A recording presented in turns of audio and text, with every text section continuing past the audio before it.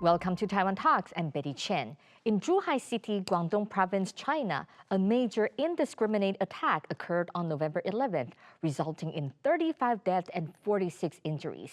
When a BBC reporter from the UK was reporting on site, he faced obstruction and was even treated violently. This incident has sparked heated discussion in international media, with the New York Times and RFI reporting that the Chinese government aims to suppress voices of dissent.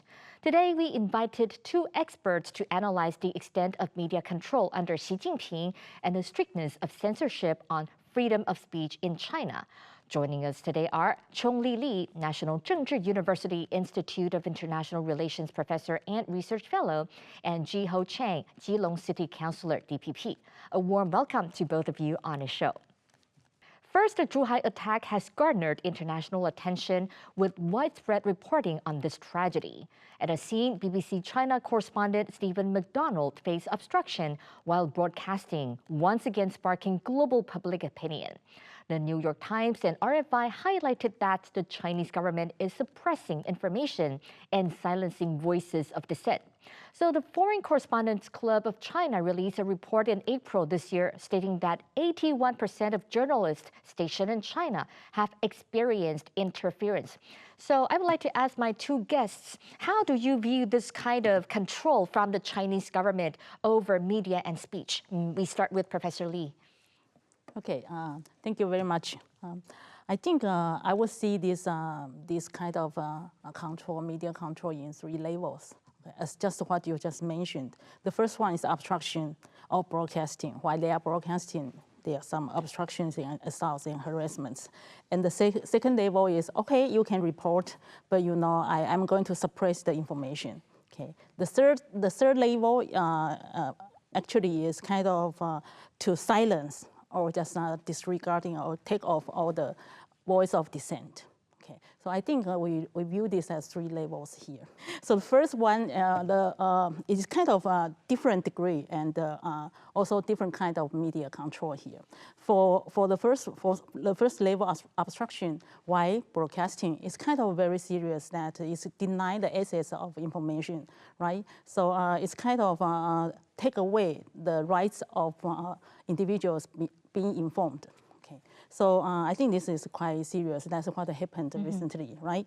But the next level and the second and third level, I think we are more familiar with. When it's against the regime security, they will have kind of suppress all the information. So we have known that for a long time, right? But this time, as we know that many incidents, the reporters on site cannot make a really good reports, so obstruction there.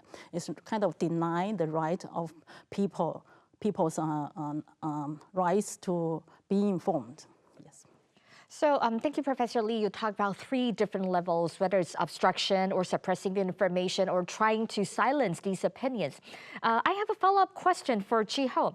Voice of America has reported that since Xi Jinping took office in 2012, press freedom has been suppressed to an unprecedented extent.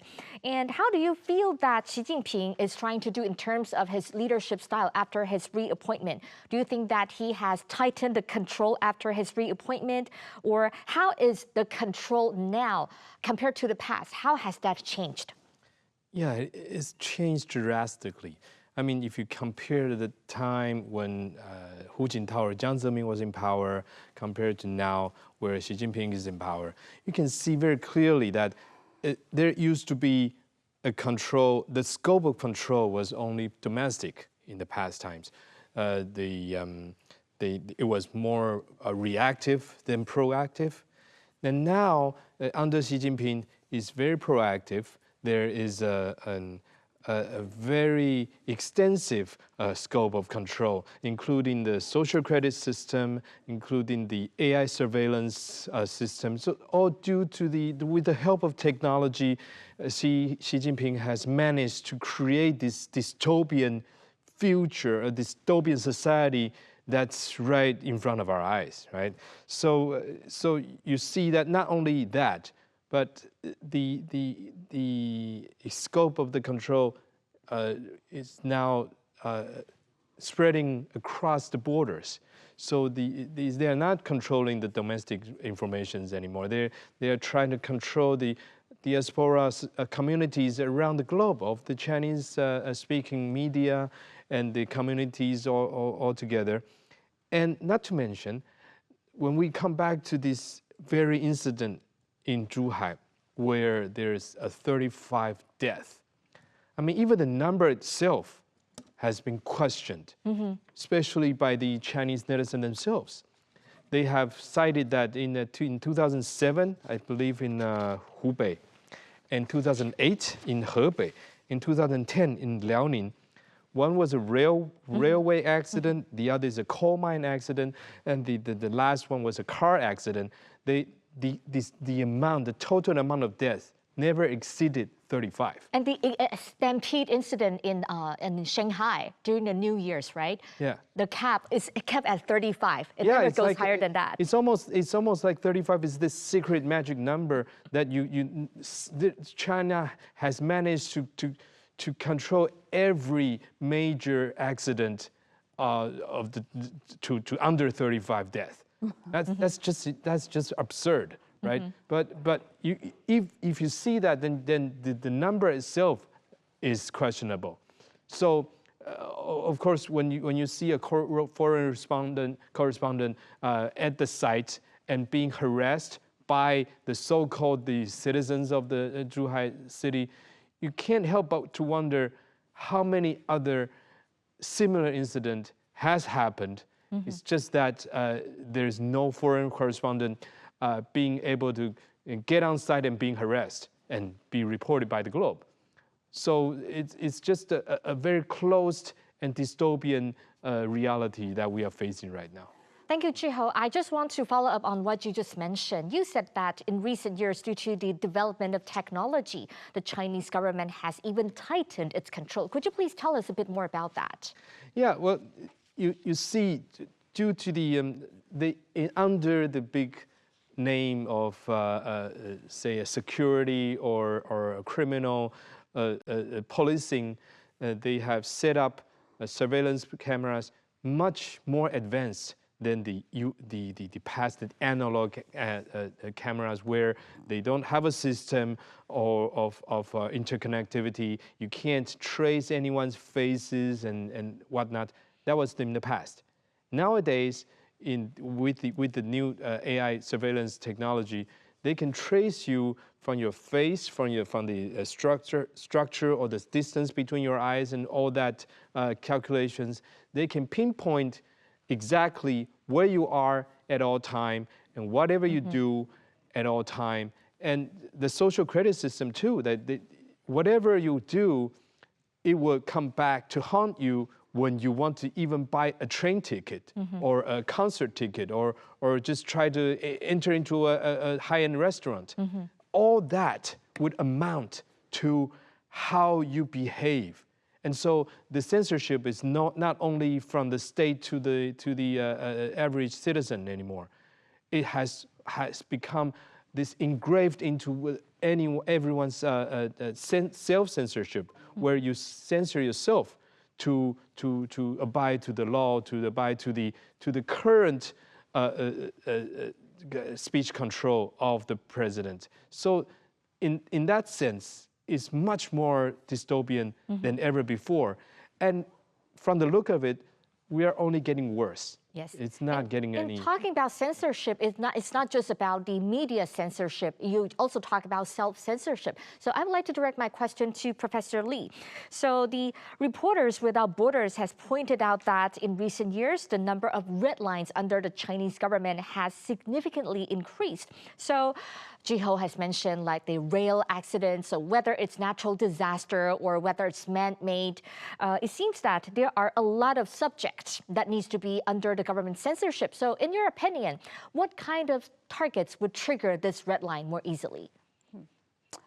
I think this will related to the purpose or intention for their media control there, right? So these are three things I can see from here. The first one, of course, is regime security. That means CPP's security.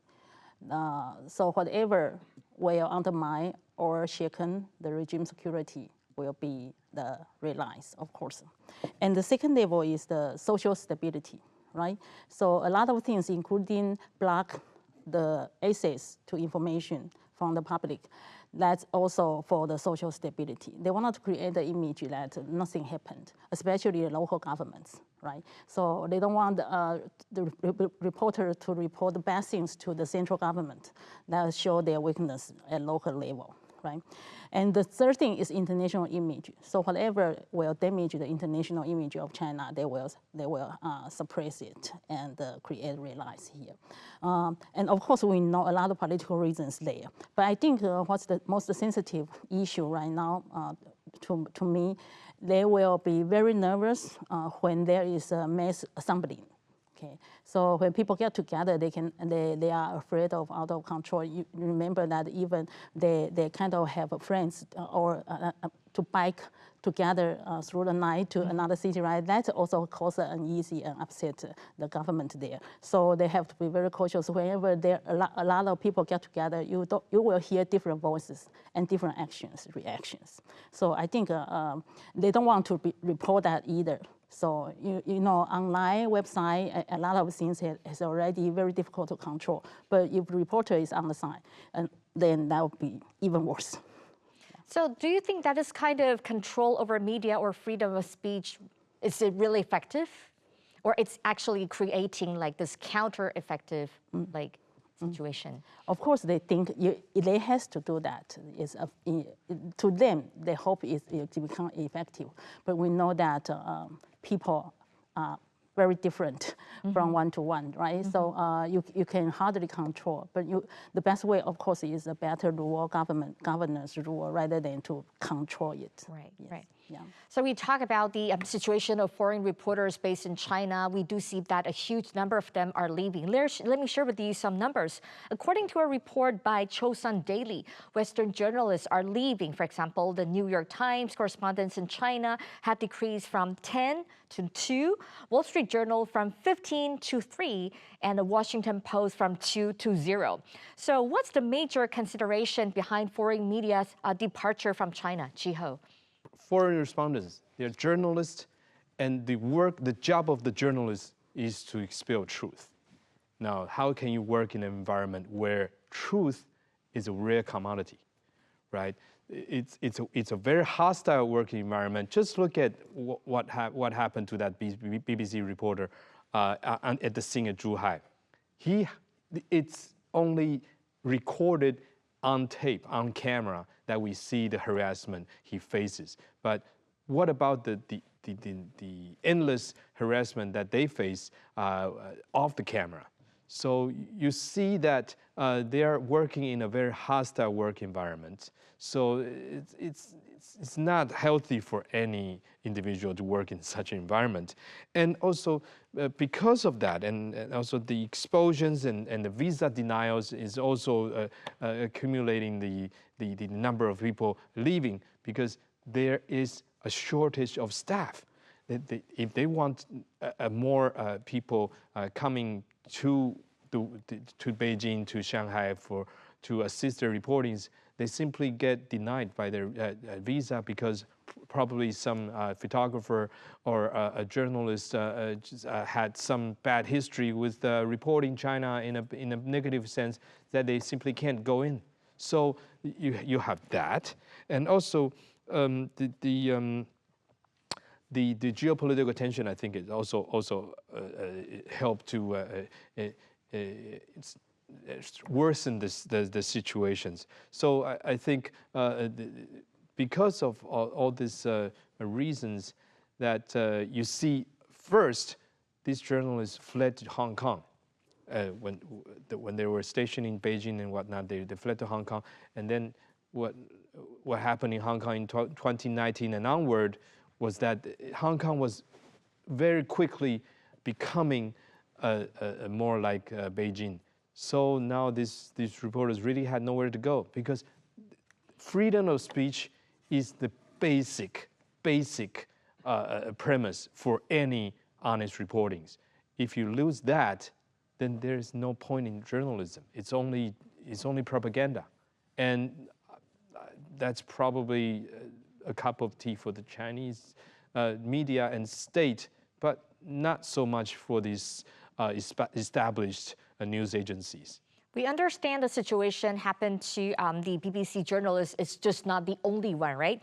And just recently, during the G20 meeting between UK Prime Minister and Chinese President Xi Jinping, the Prime Minister Starmer directly raised concerns about the health of Jimmy Lai, who is an advocate of press freedom from Hong Kong. And because he violated the national security law, so he has been behind the bars. But when talking about this issue, Chinese officials immediately removed the British journalist from the site. Why would they react in such a situation with this manner, like to the British Prime Minister when he was still there? Professor Lee. I think we know that Jimmy Lai is the UK citizen, right? So I think the Prime Minister of UK, he also under domestic pressure on human rights issue. So he has to talk about this to Xi Jinping. But then that was a surprise to others. So they don't want the discussion spread out to UK audience. So of course they will remove the journalist there. Yeah. So I think that's what happened, to my understanding. Yes. So a follow-up question, Jiho, there are some speculation saying that Jimmy Lai will face life imprisonment. What do you make of this? Do you think that he has the chance to be released? I think that would really depend on what happens with the coming of the U.S. President Trump and how he deals with China, along with other conditions like the human rights and other issues. They will all be put on the table, I believe, and so during the new sort of when they are trying to come up with the new orders of international interactions, I believe the question of Jimmy Lai will surface for sure. And so that I think we can still observe how that would go. But Jimmy Lai is a highly sensitive topic. When you see the Xi Jinping drive out the journalists simply because of the word Jimmy Lai coming up, that tells us something. That tells us that Xi Jinping is now more like a Cixi, the Dowager Empress of the late Qing dynasty, than any other communist leaders before him. So what happened to Cixi was whatever is not friendly to her ears, she would just drive him out. And there's a saying in Chinese that you shut the door and you be your emperor, right? So you be your emperor only when you shut the door. You let every dissent of out of the door. That's when you can be your own little king in your little kingdom. Right. And so what happened to Xi Jinping is that he is incapable of facing global accountability, and that tells us that this leader is never going to be a global leader, simply because of that. Jiho mentioned that Trump might play a very important role in the possible release or for whatever kind of treatment Jimmy Lai will receive. So my question for Professor Lee, during the election campaign, Trump actually made a promise saying that once he gets elected, he will talk to Xi Jinping and he would try to talk about the situation over human rights and also the possible release of Jimmy Lai. Do you think that Trump will fulfill his commitment? Okay, because I didn't see that podcast. Okay, so but I believe that also in response to some of the human rights advocates in U.S. So during the campaign, he will say that. But actually, looking at what happened in the past to those political dissent in China, to be in prison for life also possible, right? And to be expelled to another country, never come back again, you cannot come back, then that's also possible, right? So cases like that happened. And then, but you know, that's the third country has to, the other country has to make a deal with Xi Jinping's government, right? So that's possible. So I think Trump, there's a possibility there, okay? But how far they can go? Because I remember Trump said that he wants to bring Jimmy Lai back to U.S., right? So my work, we never know. Yes, yeah. But he did say that, we know. Yeah. So again, talking about Jimmy Lai, so the British Foreign Minister David Lammy actually met with Jimmy Lai's son, Sebastian Lai, and he also emphasized the importance of releasing Jimmy Lai, probably because he is a British citizen. So Jiho, why do you think that the UK government attached such an importance to Jimmy Lai, not only because he's a British citizen? Are there any other factors? I think the UK's position on Jimmy Lai represents the UK's position on all of the Hong Kong democratic activists. So we just saw that 47 people been sentenced of various different penalties and years and whatnot. And we can see that I think UK's role in this is to remind the US or simply the U.S., to remind the U.S. of whatever happened in 2019 didn't just go away. They're still here, and one of them is Jimmy Lai, and there is 47 more prolific activists being sentenced in one way or another. So this is one of the most crucial things on the negotiation table. If you were to meet with Xi Jinping, if you were to talk about anything, that would be one of the most crucial and prioritized items on the table. And I think President Trump would do something about it. We can't just we can't just guess whatever is going to happen, but it's going to be a bargaining sort of process for them. Yeah, definitely talking about the importance of human rights. And when Trump takes office, do you think that he will really take a proactive action, talking to Chinese government about maybe you should do something about it? What's your view about this, Professor Lee?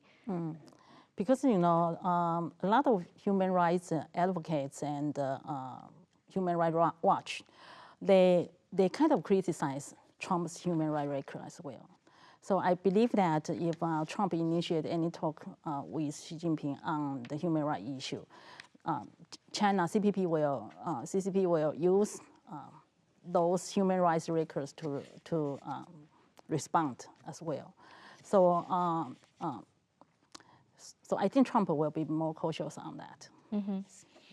And talking about people's reaction, because I guess it's human nature, definitely I think people would like to express their opinion. However, if the Chinese authorities continue to tighten its control over press freedom or the freedom of speech, do you think that what's going to happen, Jiho, from the people?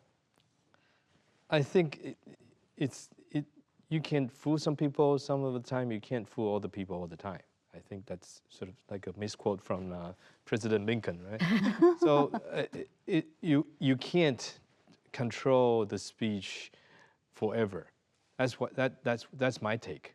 I mean, I can't even have my 3-year-old daughter obey all of my orders, or even like some of my orders.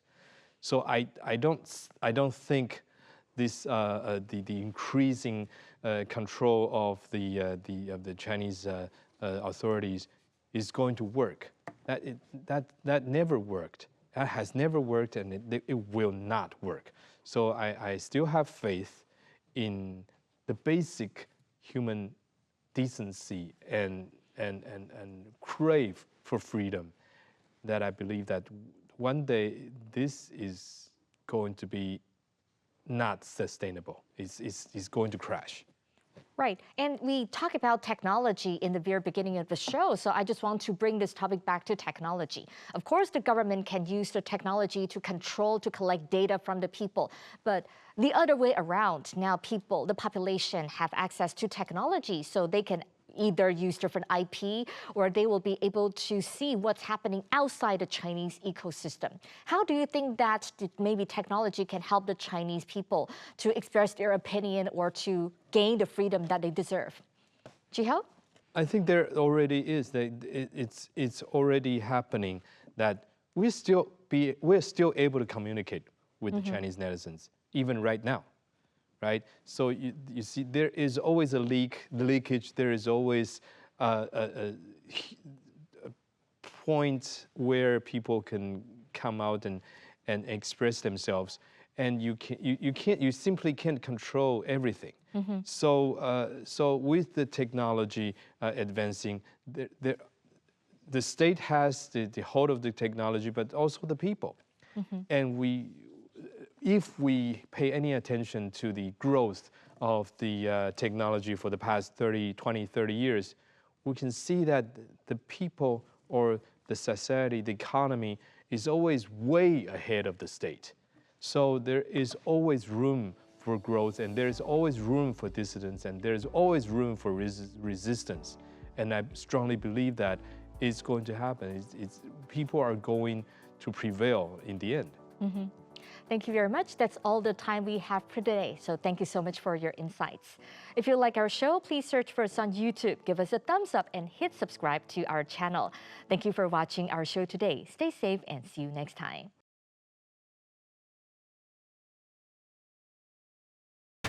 In the face of adversity, the power of truth. A roadmap for a just and open world, charted by the freest country in Asia. For Taiwan Plus. Taiwan Plus News, a voice of freedom in Asia.